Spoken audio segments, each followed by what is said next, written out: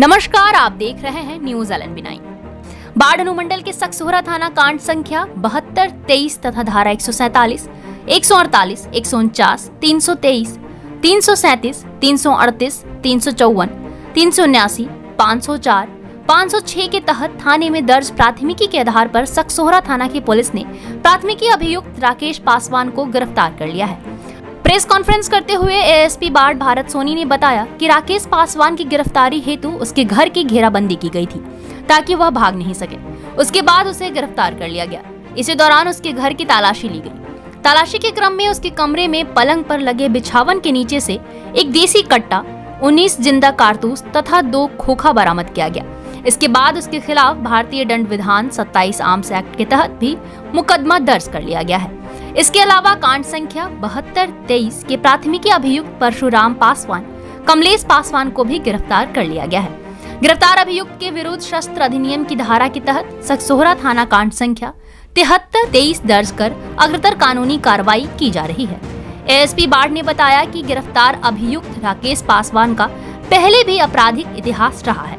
उसके खिलाफ पहले सकसोहरा थाना कांड संख्या 28, 19, कांड संख्या 25, 20 तथा कांड संख्या 30, 10 भी दर्ज है, जिसके एक अरसे से पुलिस तलाश कर रही थी। इसके अतिरिक्त 2 अन्य अभियुक्त सियाशरण पासवान तथा मणि कुमार को भी गिरफ्तार कर लिया गया है। सभी अभियुक्त भागा बिघा, थाना सकसोहरा, जिला पटना के निवासी हैं।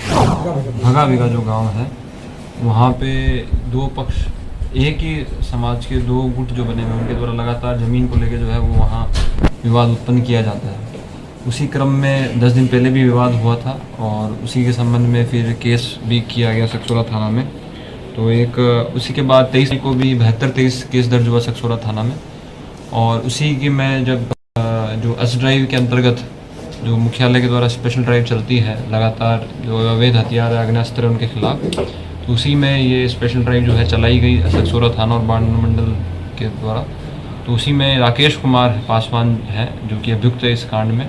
उनके घर में जब छापामारी की गई तो एक कट्टा बरामद हुआ है और 19 जिंदा कारतूस और 2 खोखा बरामद हुए हैं। इस व्यक्ति का पूर्व से भी आपराधिक इतिहास पाया गया है। उसके साथ साथ जो 72, 23 के अन्य अभियुक्त थे, वो भी, उनकी भी गिरफ्तारी इसमें की गई है। तो कुल मिला के जो एक जिला पुलिस द्वारा लगातार जो अवैध हथियार और अवैध आग्नेयास्त्र के खिलाफ जो छापामारी हो रही है, उसमें ये बहुत बड़ी उपलब्धि है। और जो भी रेडिंग टीम में शामिल था और जिसके द्वारा भी इस तरीके की सूचना के आधार पर जो एक्शन लिया गया, उन सभी को पुरस्कृत करने हेतु जो है वो अनुशंसा की जाएगी। सर 19 गोली है और पिस्टल बरामद हुआ, तो किस तरह क्राइम करता था? ये लूट करता था क्या? लूट वगैरह नहीं, बेसिकली ये इनका जो मेन मकसद वही है कि लोकल एरिया में अपना वर्चस्व कायम करने के लिए जमीन का जो विवाद है उसी में आसपास एरिया में दहशत का माहौल पैदा करने के लिए जो है इसका इस्तेमाल वो और करता था। और हमें सूचना भी मिलती रहती थी 1-2 बार पहले कि हवाई फायरिंग भी जो है ये लगातार कर देता था। तो पुराना भी इस पे जो आपराधिक इतिहास है उसमें इस पर आर्म्स एक्ट का ही मामला दर्ज है। और आपराधिक इतिहास और भी इसमें जो है बताया। कई बार देखा जाता है कि आर्म्स एक्ट में बहुत सारे कट्टा बरामद हो, लेकिन आज तक सरगना उसका गिरफ्तार नहीं हुआ कि कहाँ से लाया गया, कहाँ से गोली लाया गया, कहाँ से। देखिए, वो तो जो बैकवर्ड लिंकेज जो है उस पर तो अनुसंधान किया ही जाता है, लेकिन जो आर्म्स एक्ट के अंदर जिसके पास पोजेशन होता है और वो पोजेशन प्रूव हो जाता है तो हम उसी के अनुसार उसको अभियुक्त बनाते हैं। बैकवर्ड लिंकेज ऐसे स्थापित करना विदाउट सफिशिएंट एविडेंस वो मुश्किल होता है थोड़ा सा, लेकिन हम प्रयास कर रहे हैं लगातार कि जितने भी अवैध आग्नेयास्त्र जो रख रहा है उसको एटलीस्ट हम जो है लगातार छापेमारी करते रहें और रेड करते हैं, उनकी बरामदगी करके जो भी लोग ये इनको पोजेस करते हैं, रखते हैं अपने पास, उनको हम जेल भेजते हैं।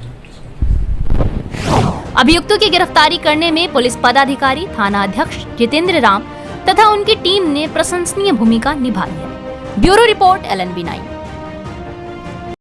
यदि आप पहले से इस चैनल को देख रहे हैं तो लाइक कर इस वीडियो को शेयर करें, और यदि आप चैनल पर नए हैं तो प्लीज चैनल को सब्सक्राइब कर स्वतंत्र पत्रकारिता को बढ़ावा दें। इस न्यूज पर आपकी क्या प्रतिक्रिया है, कमेंट बॉक्स में जरूर बताएं ताकि हम और बेहतर करने का प्रयास कर सकें। नमस्कार।